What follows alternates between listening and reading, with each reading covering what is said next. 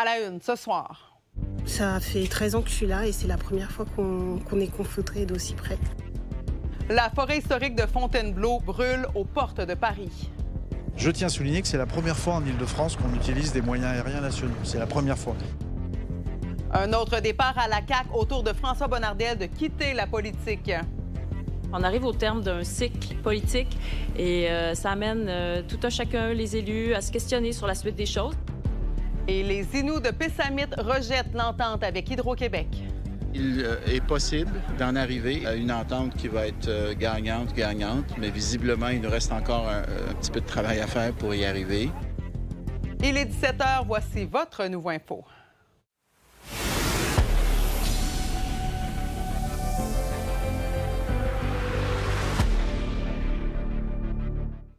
Bon lundi tout le monde. La France est aux prises présentement avec un feu de forêt qui est vraiment hors norme, qui consume tout sur son passage et tout ça à quelques dizaines de kilomètres de Paris.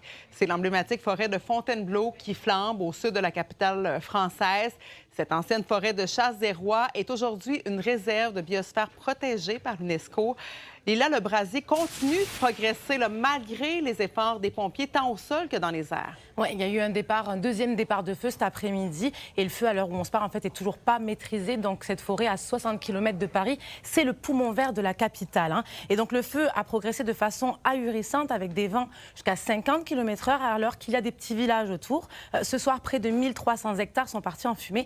Et ça va se compliquer avec la nuit où les équipes au sol sont seules, munies de lampes frontales. Pour le moment, 2 suspects ont été interpellés et il semble que ce soit un incendie volontaire. On peut écouter les équipes sur place. Un feu d'une nature et d'une ampleur complètement exceptionnelle, des moyens qui le sont tout autant, totalement inhabituels, vous le voyez vous-même. Des moyens très importants sont déployés à l'heure actuelle sur cet incendie en forêt de Fontainebleau, aussi bien des moyens au sol, puisque nous avons près de 800 pompiers, mais également des moyens aériens très conséquents, puisque nous avons 4 Canadair désormais, 2 Dash, un hélicoptère lourd, 2 hélicoptères légers. Cet incendie qui a brûlé à ce stade de pas loin de 1000 hectares en forêt de Fontainebleau, ça représente à peu près 5% du massif forestier de Fontainebleau. Au moment où on se parle, on a eu 32 000 hectares qui ont été parcourus puis brûlés par le feu. C'est plus d'ores et déjà, alors que nous sommes le 13 juillet. 32 000 hectares, comme on parlait, mais sur tout le territoire français, à préciser. Plusieurs personnes évacuées, 160 chevaux aussi. Tu le disais plus tôt, Fontainebleau, ancien domaine de chasse royale. C'est une ville royale qui possède le château de Fontainebleau, ancienne demeure de François Ier et de Napoléon III. Maintenant, en Iran, il y a le détroit d'Ormuz qui est de nouveau fermé, du moins selon l'Iran. Oui, mais en fait, avec les intensifications des frappes, l'Iran a décidé de fermer le détroit d'Ormuz. Mais Donald Trump n'est pas du tout de cet avis-là. En fait, sur Truth Social, tout à l'heure, il écrit le détroit d'Ormuz est ouvert et le restera avec ou sans l'Iran. Nous rétablissons le blocus iranien. Plus bas, il dit, les États-Unis seront connus sous le nom de gardiens du détroit d'Ormuz, ou encore les États-Unis seront remboursés à hauteur de 20% pour l'ensemble des coûts nécessaires à l'accomplissement de cette mission. Mais ce qu'on comprend là, c'est que les autres pays devront peut-être payer pour leur sécurité. Je pense qu'on pourrait écouter le président qui s'explique un peu plus tôt aujourd'hui sur la chaîne américaine Fox News. Maybe we'll call it the guardian angel of the strait. And we should be reimbursed for that because the other nations are very wealthy. They're on our side. And we can't be expected to do that for nothing, unlike we had for many years. You know, we guarded the strait for 50 years more, and we never got paid for it. Alors évidemment, l'Iran a réagi et a averti qu'il ne tolérerait aucune intervention américaine dans le détroit et au pays de Golfe, que toutes les coopérations avec Washington seraient considérées comme un acte de guerre. Et pour terminer, jeudi, Donald Trump donnera un discours à la nation. Merci beaucoup, Lila. Merci.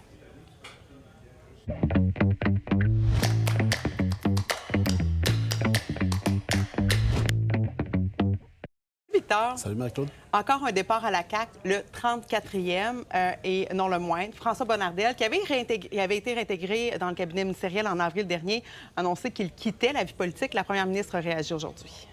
Je vais laisser M. Bonnardel faire état de sa décision, mais je peux vous dire que dans notre formation politique, il y aura une équipe de force parce qu'elle regroupera à la fois des nouvelles têtes, des nouveaux visages du sang neuf, tout comme des gens d'expérience. Donc, un parfait mélange pour incarner le changement, tout comme pour bénéficier de l'expérience qu'on a développée ces dernières années.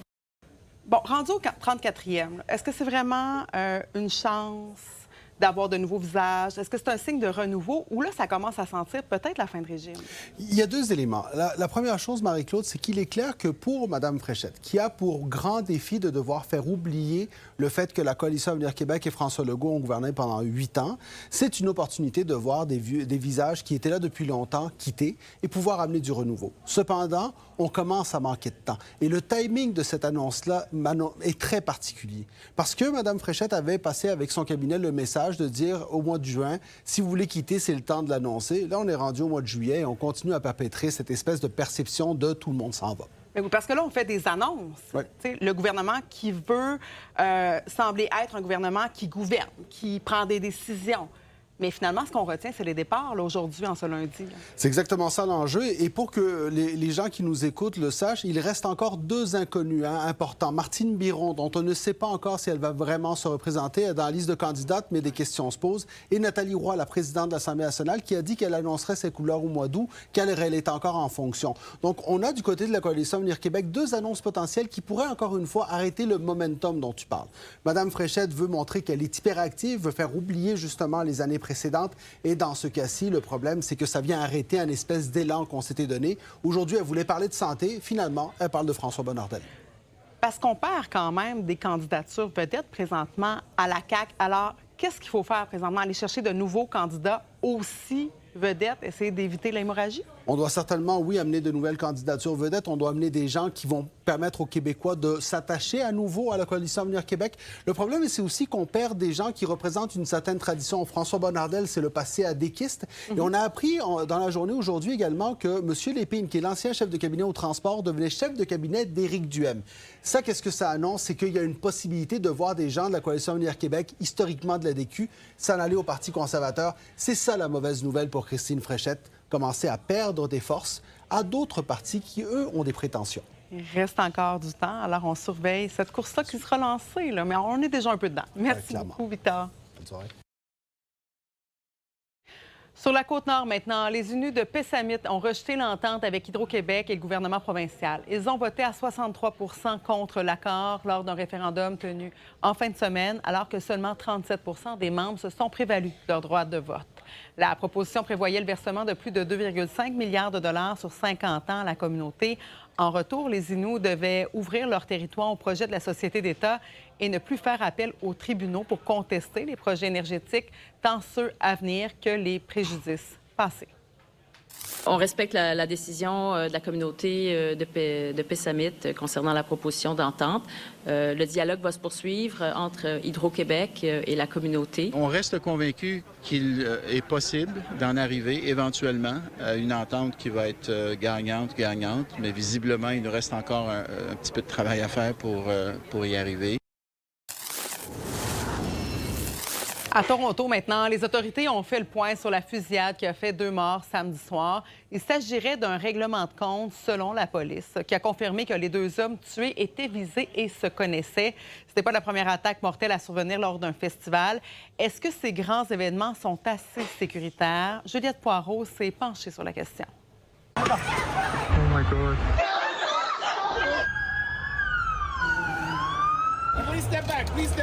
Deux personnes sont mortes et plusieurs ont été blessées après un échange de coups de feu entre des individus en pleine foule ce samedi soir à Toronto. Environ 13 000 personnes étaient réunies pour participer au festival Salsa on St. Clair, une situation rare mais qui nous rappelle la complexité d'assurer la sécurité lors de ce genre d'événement. C'est un travail de longue haleine qui ne s'organise pas dans la dernière minute, évidemment. Quand on parle de plusieurs milliers de spectateurs dans un événement, autant le SPVM que les grandes organisations policières vont planifier des mois à l'avance. Donc, c'est un travail de coordination entre les différents partenaires.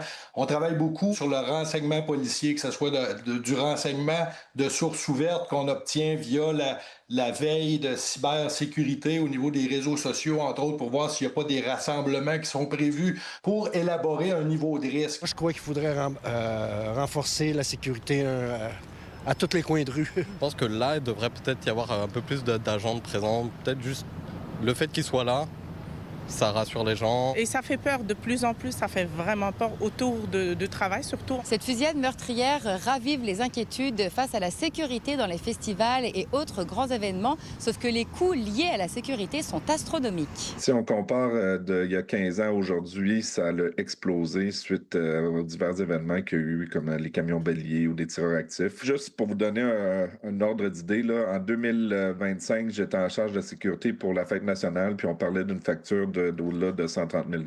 C'est pour ça que je prêche que le fédéral, le provincial puis le municipal se mettent ensemble pour pouvoir aider les promoteurs de petits, moyens et grands événements. Avec les enveloppes pour les spectacles puis une enveloppe pour la sécurité, pour moi, c'est deux choses très différentes. Et les défis sont encore plus grands lorsqu'on parle de festivals en plein air gratuits, comme le festival de jazz qui vient de se terminer à Montréal, ou encore le festival Juste pour rire qui débute ce jeudi 16 juillet. C'est assez complexe parce qu'on se retrouve en plein centre-ville avec des sites qui sont pas nécessairement clôturés, avec des points d'accès qui sont préétablis, puis des rondes d'agents de sécurité aussi aléatoires pour permettre de couvrir le plus de terrain possible. Si on fait le parallèle avec Toronto en fin de semaine, on peut jamais déceler des choses qui sont indécelables. Le risque zéro n'existe pas. Par contre, faut dire une chose, c'est que le SPVM puis les organisations policières au Québec d'envergure ont beaucoup d'expérience dans ce type d'événement-là. Ce qui s'est passé à Toronto en fin de semaine nous ramène aux douloureux souvenirs du drame au festival Lapu-Lapu à Vancouver, lorsqu'un véhicule a foncé en pleine foule il y a maintenant un peu plus d'1 an. Les différents paliers de gouvernement ont donc une certaine responsabilité dans l'octroi des fonds pour renforcer la sécurité dans les festivals partout au pays. À Montréal, Juliette Poirot pour Nouveau Info.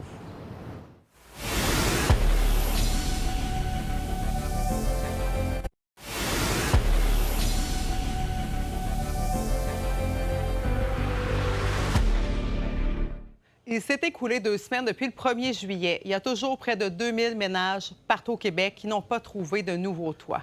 Plusieurs logements sont vacants, mais ne sont pas abordables. Résultat, les campements continuent de se multiplier et de prendre de l'ampleur. Véronique Dubé. Quand on se promène sur la rue Notre-Dame, on peut remarquer qu'il y a une augmentation des tentes. En effet, on en est rendu à 115 pour approximativement 135 campeurs. C'est peut-être une quinzaine de tentes là, qui se sont ajoutées là, présentement. C'est quand même beaucoup. C'est quand même 15 personnes qui se sont retrouvées à la rue et qui n'ont pas d'autres alternatives au logement.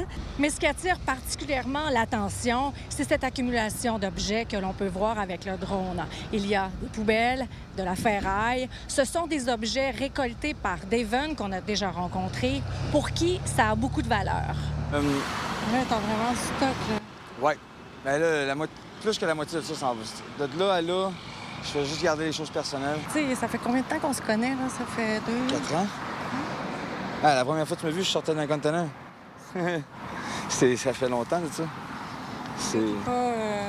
Comment tu te sens? Tu penses qu'il y a des solutions? Tu sais, à un moment donné, t'es pas ben là, regarde, c'est la vraie qu'on va avoir, là. Les vrais murs sont en train de se monter. Tu es encore convaincu que tu vas construire quelque chose? Toujours. Nous, on reste juste ici à côté sur Cuvillier. Ces 2 résidents du secteur sont venus lui demander des pièces pour leur vélo. Est-ce que son accumulation vous dérange comme voisin? Non, parce que justement, lui, il est là pour aider des personnes qui cherchent des pièces ou aider d'autres itinérants dans le secteur. C'est tout à fait correct qu'il soit là. L'organisme L'Anonyme qui a installé sa roulotte ici est débordé et dessert 125 personnes par jour. La roulotte, elle est climatisée l'été. On a aussi un frigo, donc on a des bouteilles d'eau froide qu'on peut distribuer aussi quand il y a des grandes chaleurs. Donc, on est vraiment un lieu de répit. Là. Depuis le début juillet, c'est 7 surdoses là, qui ont été renversées. Puis, c'est à peu près une quinzaine de monitorages. L'Anonyme s'attendait à ce que ça explose après le 1er juillet, mais c'est finalement moins pire qu'appréhendé. Actuellement, à Montréal, 260 ménages sont toujours à la recherche d'un logement. Bon, on est à un taux d'occupation pour la Ville de Montréal à peu près 3,1 %, mais le taux d'équilibre reconnu, c'est 3 %. Donc, pour la Ville de Montréal, on dépasse ce taux-là. Donc, normalement, le marché devrait être équilibré entre la demande et l'offre. Mais ce qu'on constate, c'est vraiment la difficulté des ménages à se trouver un logement qui soit véritablement abordable, qui correspond à leur capacité de paiement. Selon la compilation là, de la Société d'habitation du Québec, on a environ 1972 ménages qui sont toujours à la recherche d'un logement. Ma question, c'est est-ce que tu espères un jour J'espère un jour qu'il n'y en ait plus d'un de nous autres dans la rue. Tant qu'il y en a un, je suis là. Et tous ces chiffres de la Société d'habitation du Québec excluent ceux qui ont choisi de ne pas faire appel au service ou qui ont décidé de faire du camping avec la famille en attendant la rentrée scolaire. À Montréal, Véronique Dubé pour Nouveau Info. Toujours à Montréal, Peter Nygard a été reconnu coupable d'agression sexuelle et de séquestration. Le designer de mode âgé de 84 ans a accepté un accord de plaidoyer. Les avocats vont revenir en cours le 2 octobre prochain pour présenter une recommandation commune concernant la peine. Peter Nygard est actuellement incarcéré en Ontario. En 2023, il a été condamné à 11 ans de prison dans une autre affaire d'agression sexuelle. Une nouvelle tendance inquiète les restaurateurs. Des clients mangent dans un établissement et se sauvent sans payer. Ça s'appelle le Dine and Dash. Un restaurateur de Montréal en a été victime il y a quelques jours seulement. 6 clients l'ont floué et la vidéo s'est retrouvée sur les réseaux sociaux. Elliot Tremblay. Quand c'était le temps de payer, ils ont demandé une fracture. J'allais à la table pour lui donner la fracture et ils ont tous parti. Je suis au restaurant Yann Deli sur la rue Ferrier à Montréal. Je suis même assis à la table où ça s'est passé. Donc, il y avait 6 personnes qui étaient assises ici, puis se sont juste levées après avoir commandé pour près de 500 $ de nourriture. Ils sont partis. Ils n'ont jamais payé. J'ai parlé avec le chef qui était dans la cuisine. J'ai expliqué qu'est-ce que s'est passé avec la table et elle a dit « Ah oui, j'ai vu ça quelques fois dans mon... l'autre job, ça passait, c'est le même comme script. » Oui, ça peut arriver, c'est pas à chaque semaine, mais ça peut arriver à chaque mois. Au moins une table ou deux là, qui vont partir sans payer assez rapidement. Là. Si ils voient une sortie, bien, ils vont y aller. Est-ce que c'est quelque chose qui arrive fréquemment dans les restaurants? Écoutez, c'est sûr, c'est des situations frustrantes pour les restaurateurs. Je dirais que c'est encore marginal. Ce n'est pas un phénomène qu'on voit si souvent que ça. Par le passé, il y a peut-être eu des phénomènes qui découlaient des médias sociaux qui étaient plus des dine and dash, là, de se sauver. On avait vu quelques cas par le passé, mais c'est rien de généralisé. Ici, on voit vraiment que ça semble un groupe qui est organisé là, et qui s'était planifié de faire ça. Là. J'ai pensé qu'il allait fumer parce que durant tout le repas, il sortait venu. Ça, c'est mon what the fuck face. C'est la première excuse qu'ils vont dire. « Ah, je m'en vais juste fumer, je reviens. » Il y a eu 2 steaks, là, la fille commandait, puis elle est partie fumer avec... Elle n'est jamais revenue, là. Non, elle est partie avec ses steaks. S'il part aller à l'extérieur pour fumer, on essaie de demander une carte d'identité. Ça peut aider, par exemple, parce qu'ils veulent revenir pour l'avoir, fait qu'on n'a pas le choix. Ouais. Est-ce que les restaurateurs sont plus à risque de se faire voler, étant donné qu'on paye le service après l'avoir reçu? C'est sûr que ça laisse la place à des actes comme ça. C'est très plate. Ce que les restaurateurs peuvent faire à ce moment-là, c'est, je vous dirais, de contacter la police. Il faut que les gens prennent conscience que c'est du vol. Le propriétaire du restaurant n'a pas encore porté plainte à la police, mais ça devrait être fait aujourd'hui. À Montréal, Elliot Tremblay pour Nouveau Info. Un accident de la route impliquant de la drogue a fait un mort en fin de semaine à Sherbrooke. Une collision entre un véhicule et une motocyclette est arrivée vers 16h45 samedi sur le boulevard Queen Victoria. Le décès du motocycliste de 67 ans a été constaté à l'hôpital.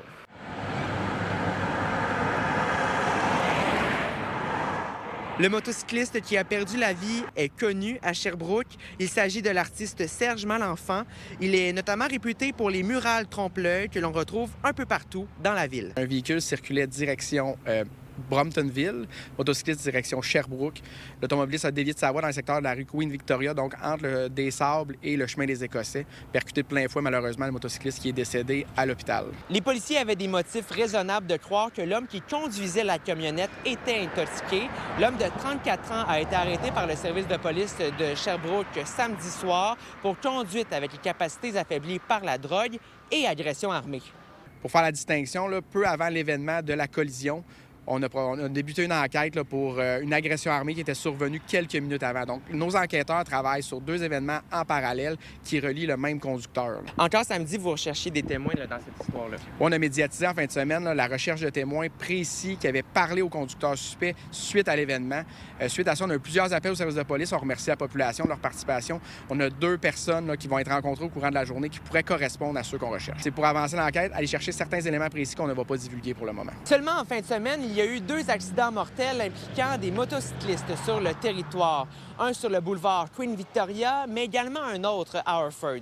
Le service de police de Sherbrooke rappelle que la prudence est de mise pendant la saison estivale. Des arrestations pour conduite de capacité affaiblie arrivent régulièrement sur notre territoire. Heureusement, la plupart du temps, ils sont sans conséquences ou gravité moindre, mais comme en fin de semaine, là, c'est plutôt dramatique. L'alcool, c'est assez malheureusement régulier. On en a quelques-uns par fin de semaine. Durant la période estivale, on en a la semaine parce qu'on a plusieurs moments qui sont propices à consommer de l'alcool.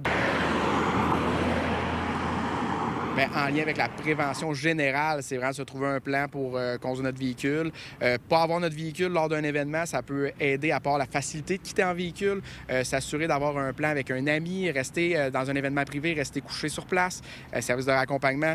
Il n'y a plus de bonnes raisons. Il n'y en a jamais eu, en fait, mais en 2026, il y en a encore moins de conduire son véhicule en capacité affaiblie. À Sherbrooke, Marc-Antoine Mailloux pour Nouveau Info. La première ministre du Québec se prépare pour les élections d'octobre prochain. Et ça sera tout un défi pour Christine Fréchette, puisque plusieurs de ses collègues de la CAQ ont décidé de ne pas solliciter de nouveaux mandats. Mon collègue de Québec, Jean-Simon Buis, l'a rencontré en plein Festival d'été de Québec. Ils ont bien sûr parlé de musique, mais aussi de ses premiers mois à la tête du Québec et aussi du projet de troisième lien. Bien, moi, ce que je trouvais important de faire, c'était de prendre en considération les souhaits des dirigeants politiques et économiques, à la fois à Québec, dans la capitale nationale, puis du côté de Lévis, quant au lieu où devrait être établi ce troisième lien. Donc, moi, j'arrive avec une proposition de corridor plus à l'est, en collaboration avec le privé. Le privé a une expertise qui peut être mise à contribution. C'est sûr qu'il y aura un payage.